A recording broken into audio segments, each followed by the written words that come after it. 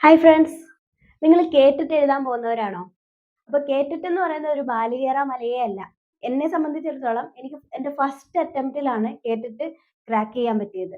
അപ്പൊ നിങ്ങൾക്ക് ഓരോരുത്തർക്കും പറ്റും. അതിന് നമ്മൾ കൃത്യമായിട്ട് അങ്ങ് പഠിച്ചു പോയാൽ മതി. ഓക്കെ. അപ്പൊ നമുക്ക് ഓരോ പോർഷൻ വൈസ് അങ്ങ് പഠിക്കാം. ഇന്ന് നമ്മൾ പഠിക്കുന്നത് വളരെ ചെറിയൊരു ടോപ്പിക്കാണ്. പക്ഷെ വളരെ ഇമ്പോർട്ടന്റ് ആയിട്ടുള്ള ടോപ്പിക്കാണ്. എല്ലാ കേറ്ററ്റിന്റെ എക്സാമിനായാലും ഇനി LP, UP എക്സാം ആയിക്കോട്ടെ, ഇതിലെല്ലാം വരുന്ന ഒരു ചോദ്യം ഈ ഒരു പോർഷനിൽ നിന്നാണ്. അപ്പൊ നമ്മൾ ഇന്ന് പഠിക്കാൻ പോകുന്നത് പഠന വൈകല്യങ്ങൾ അല്ലെങ്കിൽ ലേണിംഗ് ഡിസബിലിറ്റി എന്ന് പറയുന്ന ഒരു പോർഷനാണ്. വളരെ സിമ്പിൾ ആയിട്ടുള്ള ടോപ്പിക്കാണ്, പക്ഷെ വളരെ ഇമ്പോർട്ടന്റ് ആണ്. ഓക്കെ, നമുക്ക് വേഗം ഒന്ന് പഠിക്കാം. അപ്പൊ ഈ പഠന വൈകല്യം എന്ന് പറഞ്ഞു കഴിഞ്ഞാൽ നമ്മുടെ ഉള്ളില് ഒരുപാട് മാനസിക പ്രക്രിയകൾ നടക്കുന്നുണ്ട്. ഉം. അതിന്റെ അടിസ്ഥാനത്തിലാണ് നമുക്ക് ഓരോ കാര്യങ്ങൾ ചെയ്യാൻ പറ്റുന്നത്. അപ്പൊ ഈ മാനസിക പ്രക്രിയകള് പഠനത്തില് എന്ത് ചെയ്യാൻ പറ്റുന്നില്ല, നമുക്ക് അപ്ലൈ ചെയ്യാനായിട്ട് പറ്റുന്നില്ല. അല്ലെങ്കിൽ ഒന്നോ അതിലധികമോ മാനസിക പ്രക്രിയകളുടെ തകരാറ് മൂലം ഉണ്ടാകുന്ന പഠനത്തിൽ ഉണ്ടാകുന്ന വൈകല്യമാണ് പഠന വൈകല്യം. ഓക്കെ, അപ്പൊ ഒന്നോ അതിലധികമോ മാനസിക പ്രക്രിയകളുടെ തകരാറ് മൂലം ഉണ്ടാകുന്ന പ്രശ്നമാണ് എന്തെന്ന് പറയുന്നത് പഠന വൈകല്യം എന്ന് പറയുന്നത്. ഇതെന്ന് പറയുന്നത് ജനിതക സംബന്ധിയായ ഒന്നാണ് കേട്ടോ. ജനിതക സംബന്ധിയായ ഒരു പ്രോബ്ലം ആണ് എന്തെന്ന് പറയുന്നത് പഠന വൈകല്യം എന്ന് പറയുന്നത്. അതുകൊണ്ട് തന്നെ അതിന്റെ ഘടകങ്ങൾ എന്തൊക്കെയായിരിക്കും? പാരമ്പര്യ ഘടകങ്ങളാണ് ഇതിന് പ്രധാന കാരണം. ഓക്കെ, അപ്പൊ ജനിതക സംബന്ധിയാണ് പഠന വൈകല്യം, അതുപോലെ പാരമ്പര്യ ഘടകങ്ങളാണ് ഇതിന്റെ പ്രധാനപ്പെട്ട ഒരു കാരണം. അപ്പൊ എന്തിലൊക്കെ ആയിരിക്കും ഈ വൈകല്യങ്ങൾ നമുക്ക് കാണാൻ പറ്റുന്നതെന്ന് ചോദിച്ചു കഴിഞ്ഞാൽ ശ്രവണം, കേൾവി, അതുപോലെ ഭാഷണം, സംസാരം, വായന, എഴുത്ത്, യുക്തിചിന്തനം, ഗണിതം, ഇതെല്ലാം എന്താണ്? പഠന വൈകല്യങ്ങളാണ്. ഓക്കെ, അപ്പൊ ശ്രവണം, ഭാഷണം, വായന, എഴുത്ത്, യുക്തിചിന്തനം, ഗണിതം, ഇവയെല്ലാം എന്താണ്? പഠന വൈകല്യങ്ങളിൽ വരുന്നതാണ്. ഓക്കെ, അപ്പൊ ഇത് എന്തുകൊണ്ടാണ് സംഭവിക്കുന്നത്? ഇതിന്റെ കാരണം എന്താണെന്ന് ചോദിച്ചാൽ കേന്ദ്ര നാഡീവ്യൂഹത്തിന്റെ പ്രവർത്തന വൈകല്യമാണ് എന്തിന് കാരണം? പഠന വൈകല്യത്തിന് കാരണം. ഓക്കെ, കേന്ദ്ര നാഡീവ്യൂഹത്തിന്റെ പ്രവർത്തന വൈകല്യമാണ് ഇതിന് പഠന വൈകല്യത്തിന് കാരണം. അപ്പൊ പ്രധാനപ്പെട്ട പഠന വൈകല്യങ്ങൾ ഏതൊക്കെയാണെന്ന് നമുക്ക് നോക്കാം. ഓക്കെ, ഇമ്പോർട്ടന്റ് ആണേ, നോക്കിക്കോണേ. എഴുതാനുള്ള വൈകല്യം അല്ലെങ്കിൽ ആലേഖന വൈകല്യം. എഴുതാനുള്ള വൈകല്യം അല്ലെങ്കിൽ ആലേഖന വൈകല്യം, അല്ലെങ്കിൽ നമ്മൾ എന്താ പറയാ, റൈറ്റിംഗ് ഡിസോർഡർ എന്ന് പറയും. അപ്പൊ റൈറ്റിംഗ് ഡിസോർഡർ എന്ന് പറയുമ്പോൾ അത് ഏതാണ്? അപ്പൊ നമ്മൾ ഗ്രാഫിക്സ് ഒക്കെ ചെയ്യുമ്പോഴത്തേക്ക് അതിനകത്ത് എന്തൊക്കെ വരും?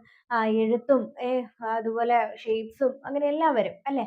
അപ്പം ഡിസ്ഗ്രാഫിയ, അപ്പൊ എഴുത്തുമായി ബന്ധപ്പെട്ടതാണ് എന്തെന്ന് പറയുന്നത് ഡിസ്ഗ്രാഫിയ. മാറിപ്പോവരുത്, ഇതെല്ലാം നമുക്ക് തിരിഞ്ഞു പോകാനുള്ള ചാൻസ് ഉണ്ട്. അപ്പം റൈറ്റിംഗ് ഡിസോർഡർ ആണ് ഗ്രാഫിയ. അപ്പൊ ഗ്രാഫിൽ എന്തൊക്കെ വരും? എഴുത്തും വരപ്പും എല്ലാം വരും. അപ്പൊ എഴുതാനുള്ള വൈകല്യം എന്ന് പറയുമ്പോൾ അത് ഏതാണ്?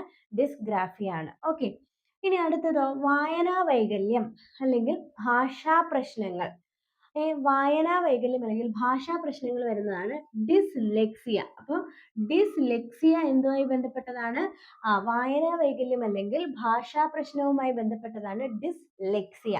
ഓർത്തിരിക്കാനുള്ള ഒരു കോഡ് പറഞ്ഞു തരാം. നമ്മളിൽ എല്ലാവരും തന്നെ ഒരു 90% ആളുകൾ എന്ത് ഉപയോഗിച്ചിട്ടുണ്ടാവും? ലെക്സി പെൻ ഉപയോഗിച്ചിട്ടുണ്ടാവും. അപ്പൊ ഈ ലെക്സി പെൻ ഉപയോഗിച്ചിട്ടുള്ളവർക്കറിയാം, അത് എഴുതിയ ബുക്ക് നമ്മൾ കുറേ നാൾ, ലെക്സി പെൻ ഉപയോഗിച്ച് എഴുതിയ ബുക്ക് നമ്മൾ കുറേ നാൾ കഴിഞ്ഞിട്ട് എന്ത് ചെയ്യാണ്? തുറന്നു നോക്കുക. തുറന്നു നോക്കുന്ന സമയത്ത് എന്ത് ചെയ്യാൻ പറ്റത്തില്ല? ഇതെല്ലാം പടർന്നിരിക്കുന്നത് കാണാം. അപ്പൊ നമുക്ക് വായിക്കാൻ പറ്റത്തില്ല, ഏത് ഭാഷയാന്ന് പോലും അറിയാൻ പറ്റത്തില്ല. വായിക്കാൻ പറ്റത്തില്ല, കാരണം ഏത് ഭാഷയാന്ന് പോലും അറിയാൻ പറ്റത്തില്ല.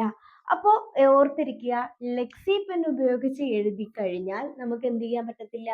കുറെ നാൾ കഴിയുമ്പോൾ അത് വായിക്കാൻ പറ്റത്തില്ല, ഭാഷ ഏതാന്ന് പോലും അറിയാൻ പറ്റത്തില്ല. ഓക്കെ, അപ്പോൾ ഡിസ്ലെക്സിയ ഏതാണ്? ഡിസ്ലെക്സിയ. ഓക്കെ, അപ്പൊ വായനാ വൈകല്യം അല്ലെങ്കിൽ ഭാഷാ പ്രശ്നങ്ങൾ എന്ന് പറയുന്നത് ഏതാണ്? ഡിസ്ലെക്സിയ. ഓക്കെ ആണേ, ഡിസ്ലെക്സിയ ഓർത്തിരിക്കണേ, ഡിസ്ലെക്സിയ. ഇനി അടുത്തതാണ് പേശി പ്രവർത്തനത്തിലെ വൈകല്യം. മോട്ടോർ കോർഡിനേഷൻ ഡിസോർഡർ, പേശി പ്രവർത്തനത്തിലെ വൈകല്യം. ഡിസ്പ്രാക്സിയ. എന്താണ്? ഡിസ്പ്രാക്സിയ. ഓർത്തിരിക്കാനായിട്ടൊരു കോഡ് പറയാം. അതായത് നമുക്ക് പേശി പ്രവർത്തനങ്ങളൊന്നും കൺട്രോൾ ചെയ്യാൻ പറ്റുന്നില്ല, നമ്മുടെ മോട്ടോർ ആക്ടിവിറ്റീസ് ഒന്നും നമുക്ക് കൺട്രോൾ ചെയ്യാൻ പറ്റുന്നില്ല എന്നുണ്ടെങ്കിൽ നമ്മൾ എന്ത് ചെയ്യും? പ്രാഞ്ചി പോവും. എങ്ങനെ പോവും? പേശി പ്രവർത്തനം കൺട്രോൾ ചെയ്യാൻ പറ്റാതെ വരുമ്പോൾ നമ്മൾ എങ്ങനെ പോവും? പ്രാഞ്ചി പോവും. ഡിസ്പ്രാക്സിയ, പേശി പ്രവർത്തനം ഡിസ്പ്രാക്സിയ. ഓക്കെ. ഇനി അടുത്തതാണ് ഗണിതത്തിലെ ബുദ്ധിമുട്ട്. ഡിസ്കാൽക്കുലിയ. ഒന്നുമില്ല, കാൽക്കുലേറ്റ് ചെയ്യാൻ അറിയത്തില്ല അല്ലേ? ഗണിതം എന്ന് പറയുമ്പോൾ കാൽക്കുലേഷൻ. അപ്പൊ കാൽക്കുലേറ്റ് ചെയ്യാൻ അറിയത്തില്ല, അതെന്താണ്? ഡിസ്കാൽക്കുലിയ, ഗണിതത്തിലെ ബുദ്ധിമുട്ട്. ഓക്കെ, മാത്തമാറ്റിക്കൽ പ്രോബ്ലംസ് ആണ് ഡിസ്കാൽക്കുലിയ. ഡിസ്പ്രാക്സിയ എന്ന് പറയുന്നത് എന്താണ്? പ്രാഞ്ചി പ്രാഞ്ചി പോകുന്നപ്പോഴാണ് പേശി പ്രവർത്തനം കൺട്രോൾ ചെയ്യാതെ പറ്റാതെ വരുമ്പോൾ. ഓക്കെ, ലെക്സിപ്പൻ ഉപയോഗിച്ചാകുമ്പോൾ നമുക്ക് ഏതാണ് തുറന്നു നോക്കുമ്പോൾ വായിക്കാൻ പറ്റത്തില്ല, ഭാഷ പോലും അറിയാൻ പറ്റത്തില്ല. വായിക്കാനുള്ള വൈകല്യം, ഭാഷാ വൈകല്യം, ഡിസ്ലെക്സിയ. ഓക്കെ, അടുത്ത ഡിസ്ഗ്രാഫിയ. ഗ്രാഫിൽ എന്തുണ്ട്? എഴുത്തും വരകളും ഒക്കെ ഉണ്ട് അല്ലെ?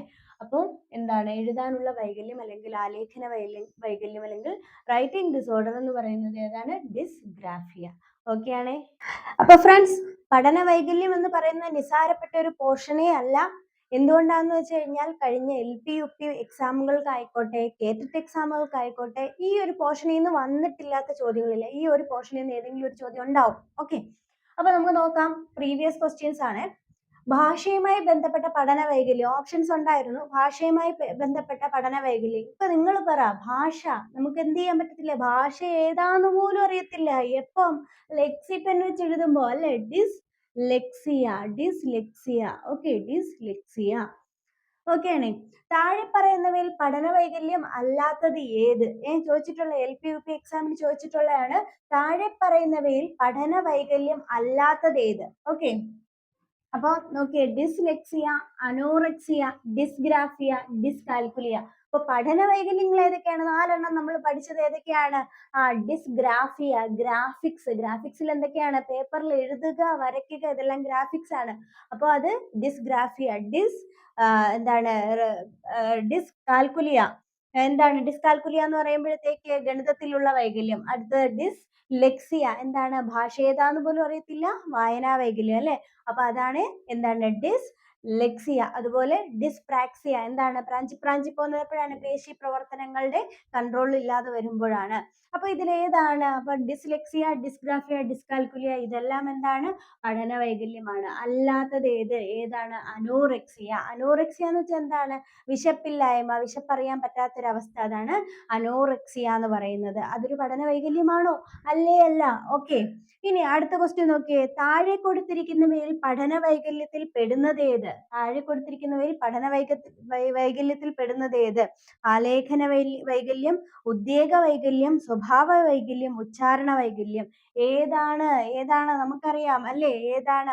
ആലേഖന വൈകല്യം അല്ലെങ്കിൽ റൈറ്റിംഗ് ഡിസോർഡർ അല്ലെ? റൈറ്റിംഗ് ഡിസോർഡർ ഏതാണത്? ആലേഖനം, ലേഖനം, എന്താണ്? പേപ്പറിൽ എഴുതുക, വരയ്ക്കുക, ഇതൊക്കെ എന്താണ്? ഏതാ? പറഞ്ഞോ. എന്താണ്? ഡിസ്ഗ്രാഫിയ.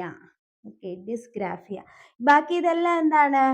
പഠന വൈകല്യങ്ങൾ അല്ല. ഉദ്വേഗ വൈകല്യം, സ്വഭാവ വൈകല്യം, ഉച്ചാരണ വൈകല്യം ഇതൊന്നും എന്തല്ല? പഠന വൈകല്യങ്ങൾ അല്ല. ഓക്കെ, ഇനി അടുത്ത ക്വസ്റ്റ്യന്റെ ആൻസർ നിങ്ങൾ തന്നെ കമന്റ് ചെയ്യുക. താഴെ പറയുന്നവയിൽ വായനാ വൈകല്യം ഓപ്ഷൻസ് ഉണ്ടായിരുന്നു, നമുക്ക് ഓപ്ഷൻസ് വേണ്ട, വായനാ വൈകല്യം ഏതാണ് എന്നുള്ളത് കമന്റ് ചെയ്യുക. ഇതുമായി ബന്ധപ്പെട്ട കുറെ പ്രീവിയസ് ക്വസ്റ്റ്യൻസ് ഉണ്ട്, അതിന്റെ ഒരു ക്ലാസ് നമുക്ക് പ്രത്യേകം ചെയ്യാം.